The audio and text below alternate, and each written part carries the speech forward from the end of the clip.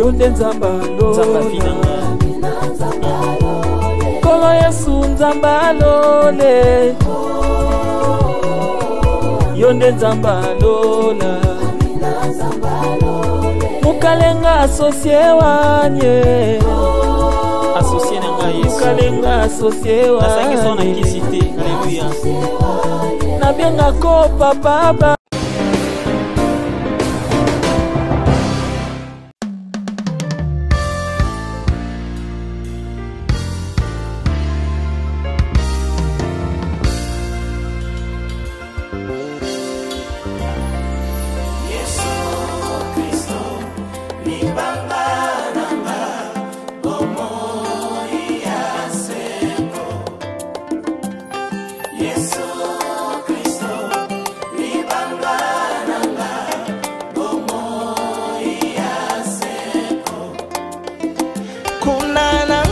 Golgotha Yesu amoni pasi pona ngana bike bomoi ya seko kuna na ngomba ya Golgotha Yesu ayokwa miponga na bikaya ya bomoi ya seko pasete na maboko ya Josi nyoso anaponga na bikaya bomoi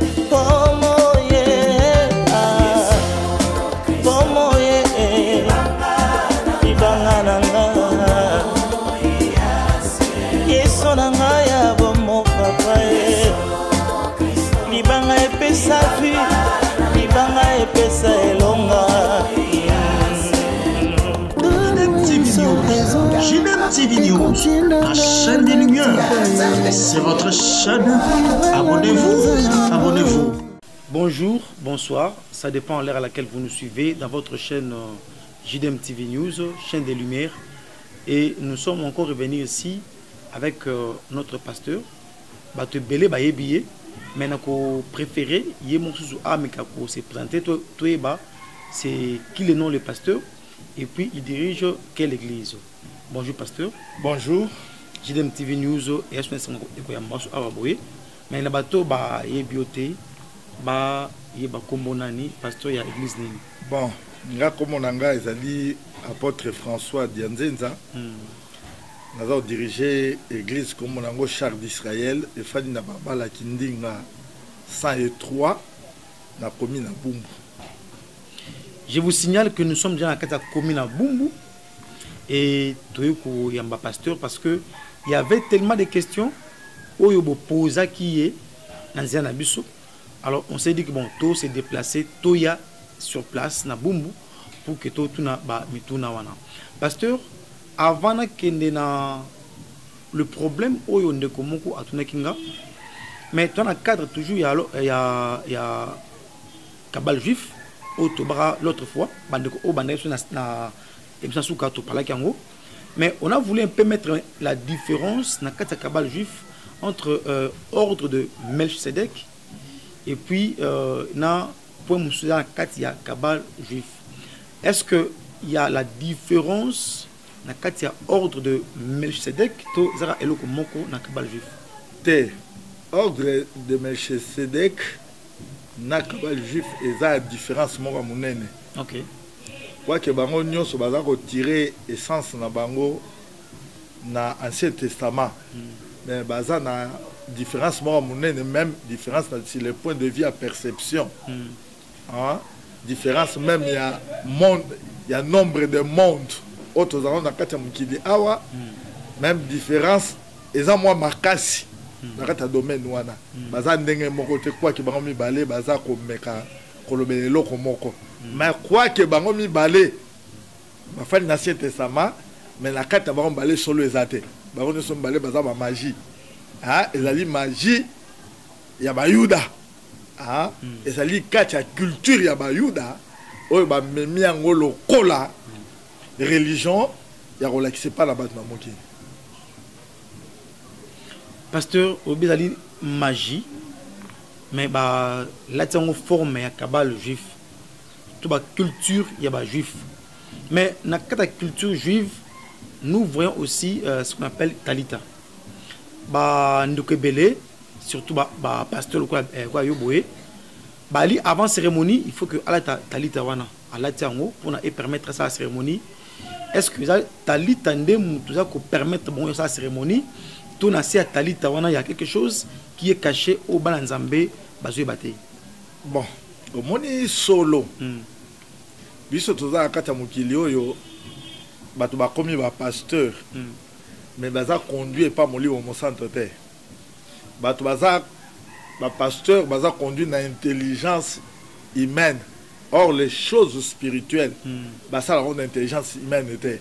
Basa on a intelligence moko spirituelle. Surtout quand il a intelligence spirituelle, poto yeba, bato baza na solo, na bato baza na solo te, nous avons un don. On nous a pesa biso abenga le don de discernement. Donc on a tiaka makele l'été. Et yemba kate, et lo bakate, mais ça domoko miwe, mais et ça la kabobé c'est la kata caractéristique non pas mutu pour akoka et pesa la sensibilité pas mutu pas comprendre que mutu aza liboso nanga, aza solo te.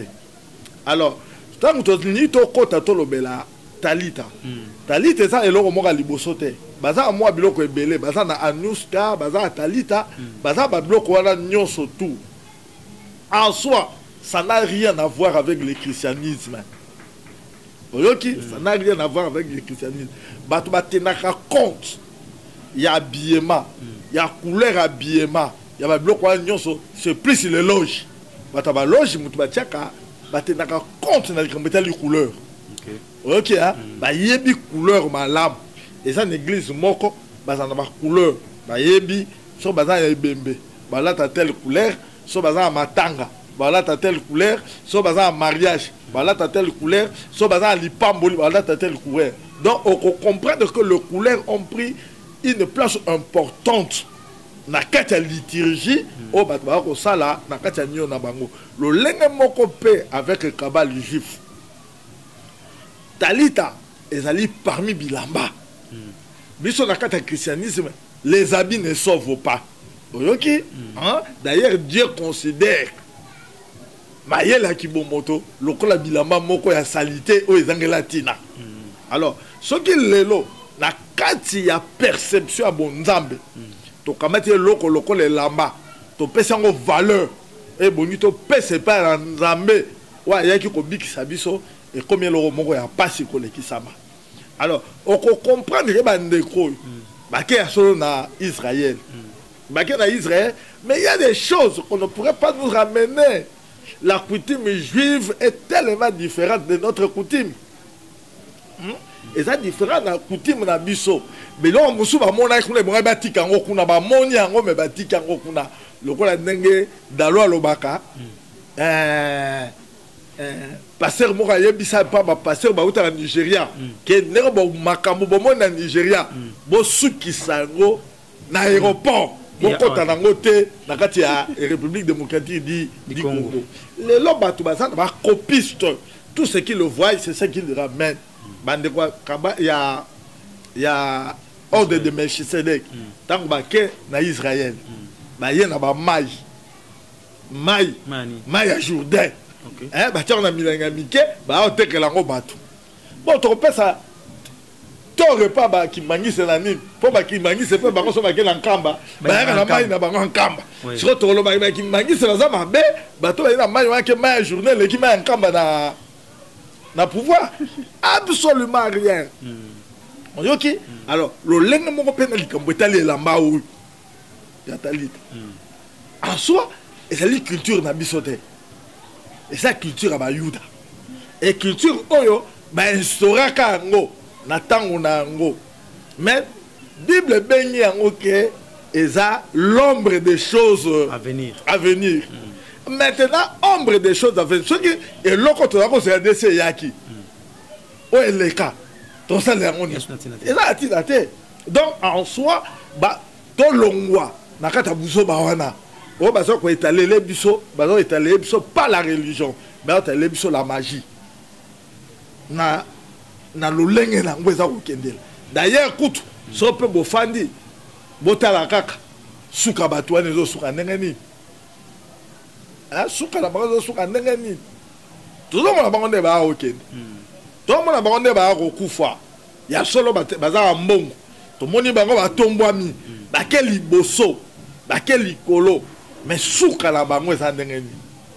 Donc Talita pour la biso la religion chrétienne ça n'a rien à voir avec bilamba na kolata ceux qui battu kolata ba sultan balata bango mais ba memango te lokola un élément important pour la rosane et ça va loge né mutu basale la biloko na makasi OK na loge okoko que no sala cérémonie te sokoza na ilamba te donc bango peut-être ba ça ba ouverture il y a ba cérémonial na bango faut en ilamba na pour ils ont le pouvoir oh yango ko sala même biso tango tozaki nanu ko beta makambu toi na maître moko aki magicien ya munene arobenga ye Kabengele aki président des sorciers, des charlatans, des féticheurs et des magiciens de la République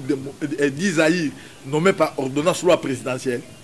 Il y a Moutoumoko wana Kabengele. Oyoki Kabengele. Alors Kabengele ça dit Moutou makasi. Kabengele aki maître. Aiba ki makambo belé. Mais nako lobala ye. Alexis Bisoke na kacha ba makambo nyos bilamba dans le monde de la magie a un grand pouvoir. Prenons par exemple place Seigneur lobelesa marandengeni. Bon moi le pasteur ba beta ba tout double, abeto double a yo za musiro kwei. Et ça on le pas citer. Bon so ka ke lambo alati, bo fongola ngo bon moi na kate lambo alati, ba cha muku a mutu. Oh. Oyoki ba cha muku a mutu. Pour la mana, même quand on a dans cimetière, parfois pendant 9 jours, t'as ba bimisa ba bimina ba impulsion na ngo nyos. A côté ko sala kaka ya telemi yo za kuna. Mais so ka tu double boba yo salini okoyi. A côté na kata ya sal a longoli ka vese na so ka boaki. Ba tu yo so mpando vese ko kwa bango so salini akoyi. Ça ce sont des réalités. Et c'est to contrôler batalita ba la ta qu'est-ce qu'il y a au juste à l'intérieur. Non. Non. Tout le monde va accepter. Donc, une chose est vraie, que ça n'a rien à voir avec le christianisme. Ça, ce sont des choses. Ce sont des ajoutes. Le christianisme et qui ne sauvent pas. Voilà. Vous suivez votre chaîne JDM TV News. Dans votre rubrique, Gilbert reçoit un pasteur. Et aujourd'hui, notre thème, il y a Kabbalah juive. Parce que tout continue en gros. Et si la gâté, alors Bassinga qui m'a mingi, bien qu'il y ait un peu de partout, il y a Blaise Villa depuis Cape Town qui avait posé la question. Il y a aussi Didier Modi, il y a Judith Modi, il y a Patricia Mbia, Batou Ebele bien qui de Canada, de France, Baïba, pasteur. Mais aujourd'hui, nous aussi, on avait notre culture. Il y a tout le Taka, moi, Mangwanda, Totambola, tout ça. Mais tant que les Européens, Mindele, Sango, ils ont apporté culture. Il y a Bilamba aujourd'hui. On a des vêtements, il y a la Bible. Et aujourd'hui, l'église, est-ce qu'on construit la Bible? Est-ce qu'il y a un peut-être Israël aujourd'hui? Il nous amène Maya Jourdain, Mabanga Jourdain pour dire que non, bon, c'est la culture qui vient de là, qui influence la RDC Afrique en général. Je ne sais pas. Bon, je pense que lors de la colonisation, ils sont entrés, il fallait nous éduquer. Mais ils sont venus, pour éduquer Bisso, mais comme ici, Bisso, pauvre. Les lots doivent souffrir, c'est à cause de la colonisation. On n'a pas très bien compris la culture de l'homme. Alors, avec l'intelligence que nous avons déjà, nous ne pouvons plus accepter une culture d'ailleurs et à s'imposer quand pour la facilité, yo kamata matembele na biso, o kamata mazudi na biso, o no tiango muyuda na zolo pour absorber la maladie ya mutu. A pas accepter yote. A mon magicien makasi. Mais ce qui a bango yé nous acceptons ça. Non, vous avez des photos longola yango. A pour ça quand même na mayele. Donc nous avons la Bible, oui. Ce qui est juste que tant que les biso ba colonisateur ba les biso Bible. Bazaki bena posate que baté à biso sangala mpoto kota la lola. OK. Ayi na posate c'est ma Bible comme moyen pour exploiter ma matière première au biso to salaki na yango. Yango ka moyen ba yela ki yango monene. Mais baté biso pe sangala na kati na yango. Mais sangala oyo et même les biso fruit à soloté. Parce que le Congo ne s'est pas développé avec le christianisme. OK. Oyoki de Tango Moulayi, le Congo n'est pas développé avec le christianisme. Il y a un moment où s'il faut que le christianisme, mais réalité c'est en côté. Réalité c'est que la Bible n'a pas été enseignée le Puis dans la Bible nous avons deux éléments. OK. Nous avons un, la parole de Dieu. Oyo et comme la kisabiso nzela ya kokota na lol. Mais nous avons aussi la personnalité de Jésus. Oyo et ko changer structure ya vie na biso na mabele awa et comme isabiso batu pe to exploiter mabele na kati ya esengonyoso. Alors mais aujourd'hui biso to ko accepter que la culture a batu mususu ya ba imposer biso. To ça na islam. Ce qui ba yé. Bateyo okamati mutu osalini ofiniki bando tambola lokola musulman moko aza na Arabie Saoudite. Non ouais ça ba culture d'emprunt. Donc toutes les religions qui veulent au marché doivent au moins nécessairement se connecter à la culture du milieu dans lequel bango balingi bakota. Vraiment. Alors ceux qui vont continuer à la culture à Batu bon même le bango culture mususu et nous ko baké makambo yo sale aussi mbaté. C'est ce que nous sommes en train de voir aujourd'hui. Donc si le Congo est en difficulté, c'est parce que les Européens ont voulu totalement raser la culture africaine pour le remplacement de la culture Nabango. Ce sont les Noirs qui sont en train de souffrir. Donc, une chose est vraie que mon frère, il faut que les Congolais comme Mayele. Ne pas accepter n'importe quel élément. N'avoyez Bissau, soit nous comme un mouton bongo. Ah, la Congo. Et ça, c'est un domaine moins privilégié. Et ça, le domaine de Mandambé. Pour la Mandambé, ils sont concis. Talambon, on n'est pas quitter là. Au teki à moi, moi, Mon quitter je m'en fous d'avoir un mouquet maintenant au teka. T'as la maintenant barosso bango. Bon, tous ça le peuple moisa maillé les pédateurs pour réfléchir. Nous acceptons tout, même les choses et ça inacceptable. Les Congolais sont en train d'accepter ça. Donc, en tout cas, s'il faut nécessairement combattre la religion mi-balé, l'ordre de Melchisedec, Nakabal juif. Ce sont des religions qui sont anti-chrétiennes et ce sont des religions qui combattent le christianisme. Balinyango pour exemple ça bango mbongo. Balinyango pour exemple même bango na bozui. Mais balinyango te pour exemple ça bango na lol. Vous écoutez votre pasteur, le pasteur François Dianzenza, qui dirige une grande église. Et ils répondent à ma question au bino posé kibiso et aujourd'hui nous sommes là pour que tu poser ma question et puis tout ça bien nous est-ce que le pasteur François Dianzenza. Mais pasteur, on dirait dans tout ça c'est le pasteur, c'est l'homme de Dieu qui est au centre de cela parce que c'est lui qui est en contact avec Bande Kwalibanda pour nous amener culture, je ne sais pas moi, évangélo, il y a des Européens. Aujourd'hui, c'est vous les pasteurs qui nous amenez ces choses-là. Mais la réalité, c'est quoi? Je l'ai toujours dit, le Congo est en train de souffrir. Pour le Congo, tout ça n'a pas leader à soloter dans tous les domaines. Dans la politique, nous n'avons pas de vrais leaders. Tous ceux qui sont là ne sont que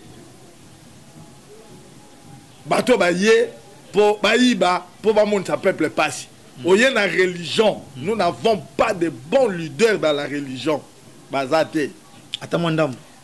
Bon, ce qu'a lobby que bazate elingi koloba te ke baza te na moloka kaka bible elobaki je me suis réservé encore de 7000 personnes qui n'ont jamais fléchi les genoux devant Baal. Oui, oui, c'est vrai. oyoki ya balider un peu bazali mais l'air mosusu baza na capacité à pouvoir penza ya influence ya makasi te liboso ya batou.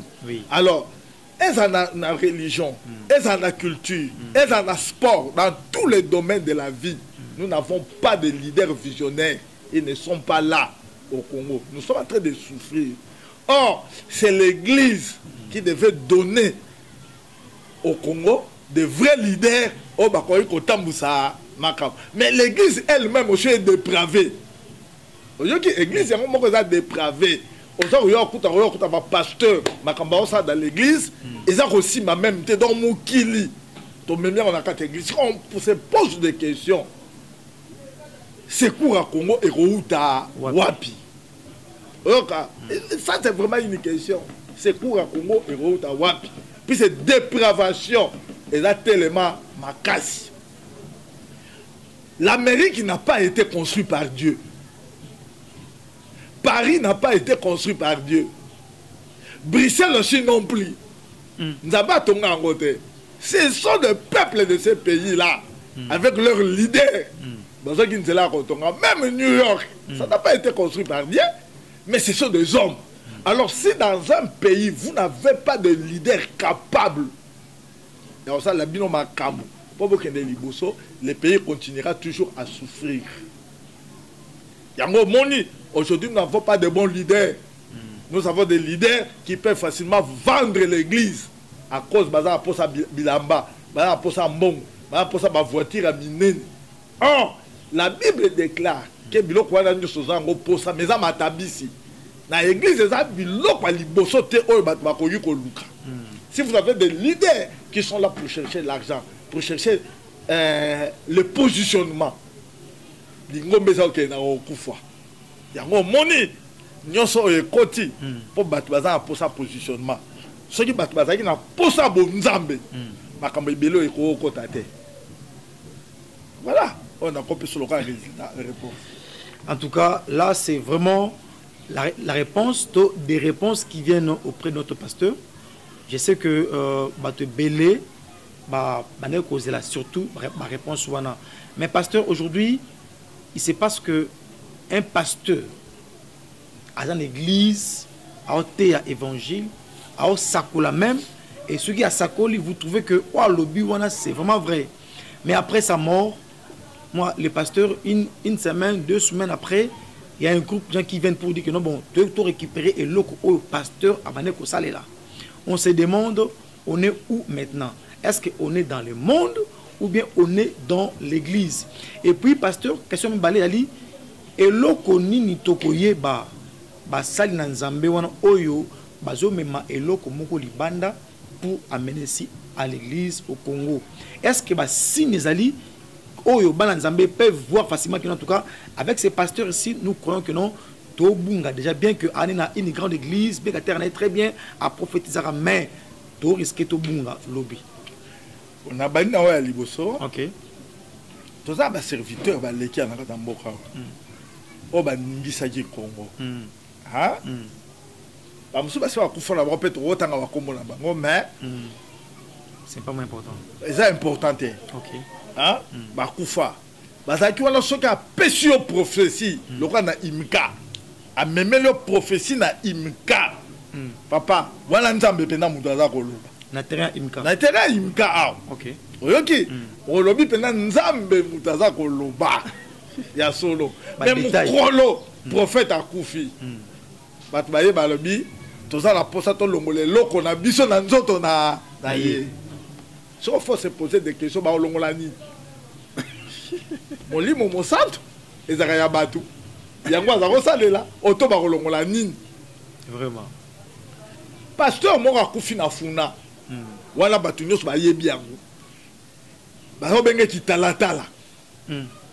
Yesoka telema pesibino prophétie. Bobi penda solo nzambe penda mutafongoli makambo nyos. Yango na koyebisa yo faut yebaka dans la vie que toutes les vérités ne sont pas vérités. Vraiment. Hein? Il y a des vérités mais derrière lesquels eza biloko mosusu ebombami oyoki ozosala yango yango soko ozalaka moto oyokaka kaka mpo olobiki awa aza moto asolo moko mosusu okose retrouve ke oza kata libulu ya monene prophète akufaka amati na camion ntango aodemare camion kake moko ebeta kaki wana nayebi te so bato bayoka yango mais beta so mpe ezali na kati ya molimo akufa alala bo na volant akufela ndenge wana bazwi ye bakundi ye ntango bakundi ye après quelques semaines na église na ye baremplace même pasteur oyo azalaki adjoint na ye 2 semaines après bato 7 balata baveste baye na ndako baye koyebisa mwasi na babi fongola ndako toza na mposa to récupérer eloko na biso mobali no azalaki kosalela mwasi abi me namoni eloko mobali nanga azosala te mwasi aboyi babengi pasteur oyo adjoint oyo baremplaçaki ye badisite pasteur alobi bofongola ndako totala bango bakoti ti na chambre bakomi na chambre babi longola mbeto bapusi mbeto na pembeni bazwi marteau babuki karo ntango babuka karo na se ya karo libulu mobimba ezalaka na lokwaka neti bakavo bakundelaka bato ntango bakufa bakoti na kati babimisi kitalatala na bango babi eloko na biso toye kozwa yango mais le pasteur a été vu comme un grand homme de Dieu, un homme qui prophétisait, un homme qui faisait de grands miracles. Ça, ce sont des réalités. Mais pour eux, la mise au fondement, il faut un discernement. Sans un discernement, on n'en a pas si. C'est pourquoi nous demandons aux chrétiens, aux vrais chrétiens, de prier Dieu afin que nous ayons le discernement. Ya comprendre tant que mutaza koloba azoloba pona nzambe ozaza koloba pona libumuna ye moko ouais ça un des problèmes toza ngo leo nakata nino mais deuxième question na koko pesa yo les gens ont créé des églises ce ne sont pas seulement les magies extérieures mute côté akata mboka na biso même la magie congolaise est en train de fonctionner. Mais ce qu'on ligne koyeba que lingomba o nazo ko sambela liboso na on a telemi eza lingomba ya nzambe te eza kana biloko misato il faut retenir pour ma monde abutu pour ba benga monde satanique et fonctionnant kana biloko misato ya liboso ba benga on la bonne aventure. OK, bonne aventure eza procédé o et ça la raqué bo sala biloko nyoso bima na likolo na cosmos bo consulter yango pe bo zwa ba prophétie ya kolobe pa ya pas battu ba benga la bonne aventure. Alors la kata bonne aventure ce pasteur ba prophétie na zo salela eza bonne aventure boko yeba ye po na monde ténèbre ba demandaka que ce que salela satana il faut ta ba signe na ye na logo libanda. OK, baboya kango te po mukolo asuka tango bilo condamner satana lobake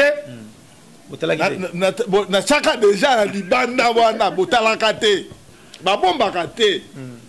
Alors on reconnaît les églises qui fonctionnent avec la bonne aventure baye bango ya liboso oromona na kata logo na étoile so mona étoile ça va maintenant commencer à t'interpeller. Ce que mon étoile était au Mona Sanza. La lune. Sanza. Au moins la lune. Tout ça, c'est les abattoirs. Au temps, il y a sommet, il y a bangonga na bango, sommet, au moins la lune, nambwa lune. Au moins la lune. Au moins la soleil. Nous sommes arc-en-ciel. Par exemple, ce que je l'église honnête, l'église des sacrificateurs. Yo remonte la carte comme on a encore Jésus Kadima. Au talika boyo lobi makamboyo. Mais au fond on a mis sous ya monde. Ça ce sont des signes. Ba bomba na bango to batia biso ya liboso. Na monde a chimie, ba biso bo sali kisimo eza poison. Il faut na libanda ya molangi bo dessiner miku amoko mibale sala boye na mutu ya squelette. Donc ce que mutu amoni yango abike kiso moyen ko melango ezate la poison. Donc de même pour les églises. Mais qui attire cette attention? Personne. Deuxième élément, la magie. Alors, dans la magie, c'est par là où il y a un peu de situations, de problèmes. Okay. La magie, elle fonctionne dans le lingue misato selon que mutu akoti yango. Il y a ce qu'on appelle dans le belate sorte à magie. Okay. Mais dans le forme. Forme, oui. Okay? Les formes de magie sont dans 3. Mais les sortes de magie sont tellement nombreuses. La magie rouge, la magie bonne, la sorte. Mais la forme, et ça a misato. Tout ça dans la magie blanche. La magie blanche. Sans la magie blanche, il y a des places dans l'église. Okay. Pour hier, comme ça, la bilon, qu'on y a bilon pour ça dans l'église. Alors ça, la gêne, alors ça, la prière, alors ça, la prédication, alors ça, tout ce que vous faites dans l'église. Donc difficile. Il y a pas si. Ok? Pour les copie conforme. Vraiment. Il y a la Bible. Au moment il y a les diables se déguisent en l'ange des lumières. À cause se déguiser dans l'ange des lumières. On va bien la magie blanche. Les lots sont il y a des grandes églises. Comme si on bambanga mabanga na 1994 1993. Hein? Ah na kasabubu. Pour na panzaka lingoma mo kesa na kata église na eba kata na kata église ba membre nango ba bazali. Tant na obima ba bambanga mabanga. Mais na suka nango. Nenge temps etambolaka. Ouais ouais. Mingi ba pesanga yi raison. Donc la magie blanche a la forme. Il y a christianisme. Elle utilise la Bible. Bah ça la cérémonie ils ont balé à Sainte Seine. Bah bengana rappel minimum babe. Tout est là. Mais ensemble nous avons ça lango. Adane mutanza mbete. Et kokani na tentation de Jésus. Pour na meka ko expliquer ngo. Tant ba yeko tenter Jésus va tenter 3 fois pas diable. Première nino ayelie mabanga akomisango mapa. Na deuxième ayelie temple na Bible. Okay. A memie na sommet ya temple. Akoya. A memie maloba nzambe a ebisi e komami. Soko longwe likolo okwei akoti na ba ange po ba memayo pour le makolo na yo tout na mabelete. Wa ba benga deuxième tentation ba benga tentation spirituelle. Na quatre tentation spirituelle. Mutu a osale lango. C'est le diable qui utilise tout ça. Asaleli temple, le temple est saint. Oui. Asaleli malobanzambe, et ça c'est Asaleli ville à Jérusalem. C'est la ville sainte. Donc tout ce qu'il a montré à Jésus-Christ, ce sont des choses de la Bible. Okay. Et ce sont des réalités. Mais nous avons salé le lokwana, sataniste. C'est ça qui se passe aujourd'hui. Il y a beaucoup d'églises, de grandes églises, qui sont dans la magie blanche. Mais pour y bango, il faut c'est un problème de discernement. Ce qui l'État a la quitté. Neto telema neto bano panzamangomba. Pour battre yeba qui tala makambu pedia solo nde ango. Mais le quoi l'État zali, so bo bano panza nakata mboka na biso batambongo ka ndem tubalonga. Le reste so zanyi mbongo to sala 100 ans la prison. OK. Alors, ça, c'est la magie blanche. Au monde, avec l'église en Guézali. Deuxième magie, c'est la magie noire. Tant que la magie blanche, blanche, c'est une magie mindele. C'est la magie où il y a la Bible. Il y a blanche. C'est la magie de la sainteté. Oui. Tandis que la magie noire, et il y a noir et libre. Satan maintenant a mitiki mobimane ye moko aza kwa jir na kati nango yango so ko panganga atanga lo Bible te so panganga o ebiso makamba ba ya ba jeune te ya ka to sala sainte sainte e ko za la te e panganga so comme panganga o mone ke kweza ko loba amila kisi penza o comme panganga o mone penza ekeko ba sombele yango ba makokolo au moins bansombe kako ezanyo ba sombiango ba tana munokama ya libaya ya ekeko aza ko liango etafuna atafuna liango pende sili oyoki Au monde, le diable n'a pas besoin de la magie blanche. Il y a Robombama. Là, il se laisse totalement à magie noire. Ici, la magie noire. Il y a mon moni, la dernière tentation à Jésus. Ayebisi Balobi, au monde, il y a un ça à Moukili. Et c'est un gars. Après ça, il y a un gars. Soit qu'on fout quand même un gars. La salle n'a pas su. Ah bon, maman l'a été. Ami laki ça. Donc, ça, c'est, on appelle ça la magie noire. Et troisième magie, bah, ben, la magie neutre. Ni noir, ni blanc. Ni blanche, ni neutre. Et ça, neutre, on est fait maintenant sur le coutume. Ok. Il faut dire que là, coutume, na biso. Orebi, so na ok nanzela, na beti libaku na gauche. Na bi ah mon père, moi ça ligne. Azo roya. Na tambol na mole liso, yo ça pop pop pop pop pop pop na bi ah. Sango moko ma be ça ligne. Ezo langa. Donc c'est assis sur le coutume. Oko kuta biloko wana nyos. Na kata mangoma na biso e fanda. Mais nous sommes maintenant pour reconnaître une église qui travaille sous la magie, que ce soit la magie blanche, la magie neutre ou la magie noire. Vous voyez, bango kaka na triangle. Ok. Vous voyez, triangle. Matiaka triangle moko liboso. Bango malabango na ba logo la bango. Au monde triangle.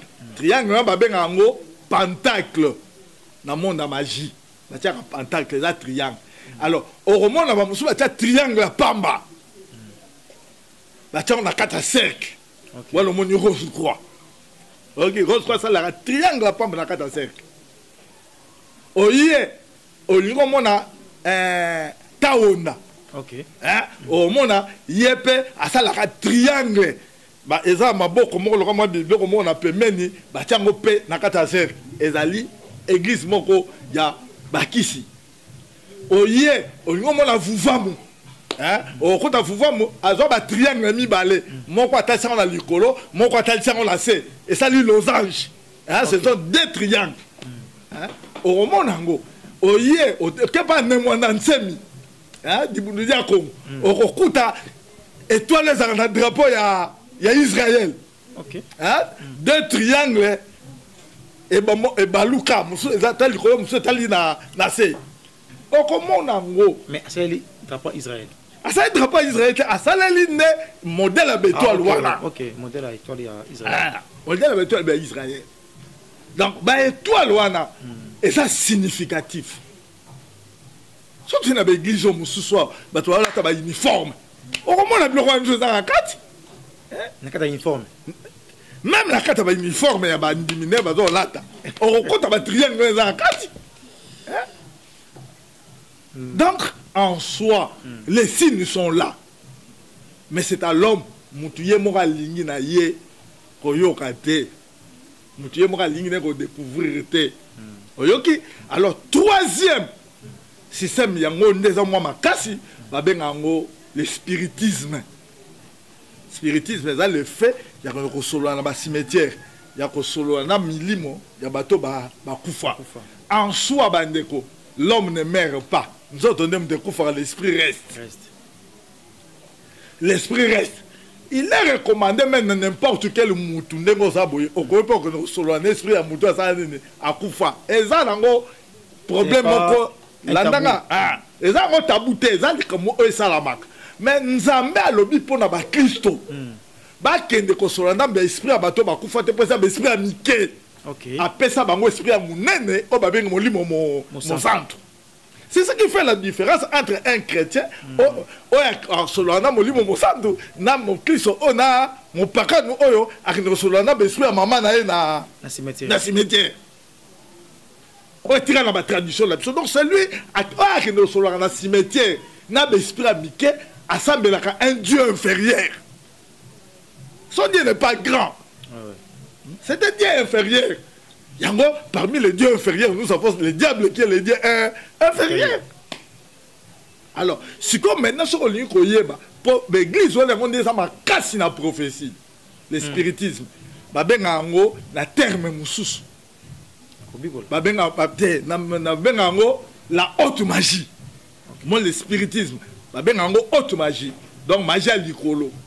Alors, maintenant, dans le cas de spiritisme, pour yeba, que l'église dans le cas de spiritisme, ça c'est le signe à croix. C'est le signe de la croix. Croix. croix. Yango omona oye par exemple na Mpevalongo oya kota batie croix batie S mona tout autour na batie na kata cercle. Ça ce sont les églises de spiritisme. Voyez. Donc on compute avec la croix dans ton tambola on compute avec l'église mo bo pan batie quoi er mo pour former tout na au mitali lobi est-ce que ça solo ou tu es solo tu peux pas parce que nous sommes pas à mailler l'été en tout cas quoi ça ligne à tirer sans protège ayeba aujourd'hui ça c'est le spiritisme et ça parmi ma magie à ma casse et ça à kata mangomba batba osale lango beaucoup de prophéties beaucoup ya ba makambo ezo tambola lelo oyo na kata mokili a c'est que l'or quand tous en pour ça lelo et ça que nous avons appelé ça biso discernement pour comprendre qui sont les bons serviteurs. JDM TV News, voici des questions qu'on a pu poser plutôt au pasteur François Dianzeza. J'espère que ma question est silitée, mais c'est moi que le temps nous fait défaut, ce qui fait qu'on ne saura pas vraiment poser ma question. Mais le pasteur est disponible. Pasteur, s'ils veulent, il y a joindre un téléphone, je ne sais pas sur Facebook, comment ils peuvent vous joindre facilement. 243, ok, 89, 89 encore, 49, 106. Ça, c'est mon numéro. Si vous m'appelez, vous avez besoin d'avoir certaines précisions. Alors, au Bénin, et je vous rappelle aussi que le pasteur Dianzeza a écrit beaucoup de livres. Il a énuméré le nombre de livres. S'il faut qu'autant de et pourquoi pas peut-être s'il y a des livres à venir, il peut y avoir au moins prochainement il y aura des livres qui vont sortir. Ah merci. On a commis un livre belé. Ok. Livre à Liboson a comment titre le songe. Signe indicateur de la vie. Deuxième livre, on a commis la sorcellerie. La sorcellerie. Troisième livre, on a commis sur l'envoûtement. Quatrième livre, on a commis sur le monde spirituel. Cinquième livre, on a commis les blessures intérieures et les maladies psychosomatiques. Septième livre, on a commis sur l'onction. Huitième livre, on a commis Dieu n'a rien à vous donner. Neuvième livre, on a commis sur les phases idylliques conjugales. Dixième livre, on a commis sur le dialogue pastoral. Onzième livre, on a commis sur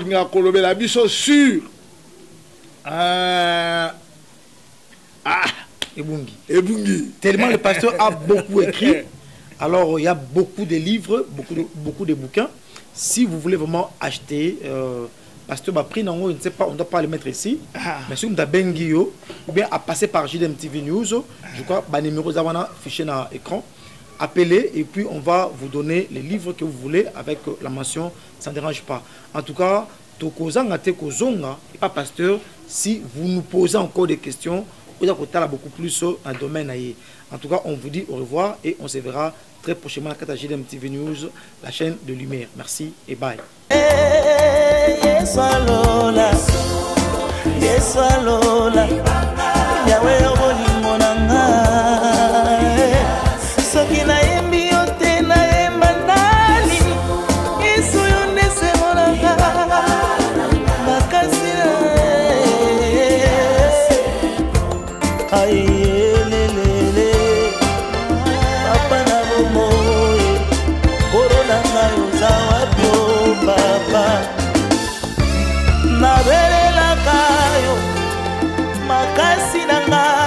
C'est toi au centre de tout mon Josie Yahweh.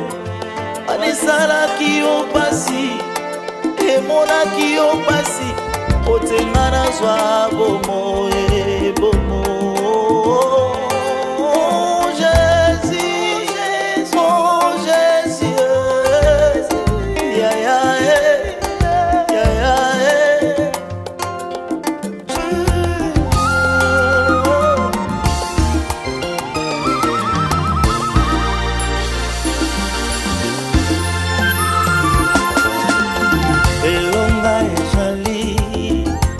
Nakombona Yeswe elonga ezali nakombona Yeswe ezali nakombona Yeswe letokolonga kaka baluka makasi baluka lobiko nakombo mosusu te. C'est par les noms de Josie nous avons la force.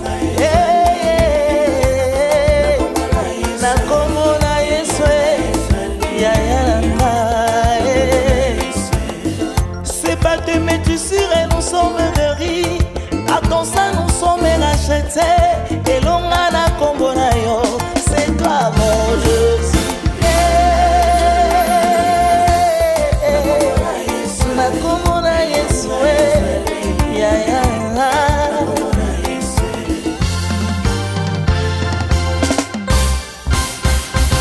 Ah, bisomba mbana Yesu. Yahweh nangana kotika te.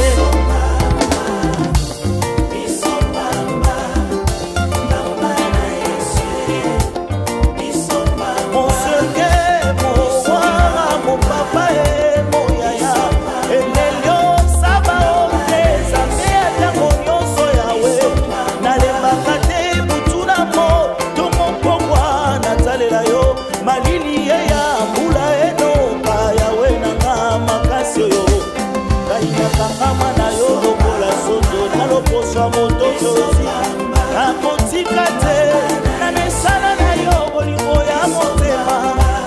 Ambiance ya vina na yo, ambiance ya église nanga, ambiance ya famille nanga, ya mosala nanga, ya ministère nanga, natale nanga seyo moyaya.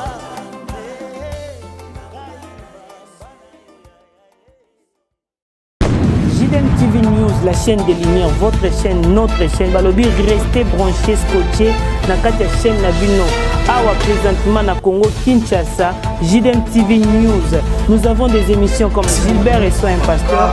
Nous avons des émissions Instant d'espoir. Nous avons des émissions Les chrétiens et la musique. Balobi Awa, il y a des prédications, exhortations. Nous sommes là pour exhorter, pour éclairer. Balobi Tikala wana zala branché ko zapete. Boka télécommande Landa JDM TV News Tikala Awa. Yebisan de Kwaza Pembe Nayo à s'abonner. Yom to s'abonner te. Abonne-toi massivement et nous sommes la chaîne chrétienne, la chaîne des lumières.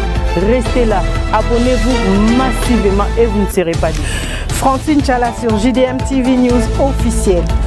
Fidèles téléspectateurs de JDM TV News, abonnez-vous massivement sur votre chaîne et vous ne serez jamais déçus. Car la Bible dit, le ténèbre ne régneront pas toujours sur la lumière. Et JDM TV, c'est un canal pour apporter de la lumière et pour l'édification du corps du Christ. Donc abonnez-vous massivement, appelle ton voisin, ta voisine et abonne-toi car ici il y a de meilleures choses à venir. Et bien sûr nous recevons pour vous des pasteurs, des serviteurs de Dieu et nous recevons aussi de chantres. Et dans JDM TV News, vous avez de la lumière sur toute l'actualité chrétienne. Restez scotchés, restez branchés sur votre chaîne, mais surtout, ne manquez pas d'inviter vos amis et à s'abonner sur JDM TV News, la chaîne de la... Salut, j'espère que vous allez bien. Donc là, je viens de vous parler de la chaîne JDM TV. C'est une nouvelle chaîne. Donc, et je vous demande de vous abonner au max. Donc, vous ne serez pas déçus. C'est la chaîne de votre soeur. Donc, vous abonnez massivement. Donc, vous n'allez jamais déçu. Vous écoutez ma émission bien, la publicité, le divertissement. Donc, mieux surtout à madame. et vous avez la chaîne. Donc c'est une nouvelle chaîne, comme je disais tout à l'heure. Donc vous s'abonner, et pour ça la mission bien, et pour ça la vidéo bien. Na kati ya YouTube JDM TV News. Kuna bako talisa yo, qu'est-ce que tu as fait et qu'est-ce que tu fais et surtout qu'est-ce que tu peux faire à l'avenir. Kuna il y a des prédications, il y a des témoignages, il y a de musique, il y a tellement beaucoup de choses pour aider où tu vas et puis demain tu vas partir où. Et on t'a invité de s'abonner massivement. Et tant que vous s'abonnez massivement, j'espère que vous ne serez pas dessus parce qu'il y a tellement plein de bons trucs qui vont vraiment vous aider à aller très loin, même dans la vie chrétienne et puis même dans la vie sociale parce qu'on parlera beaucoup de choses. Abonnez-vous massivement et je sais que Dieu va vous bénir. JDM TV News, la chaîne des lumières. C'est votre chaîne. Abonnez-vous, abonnez-vous.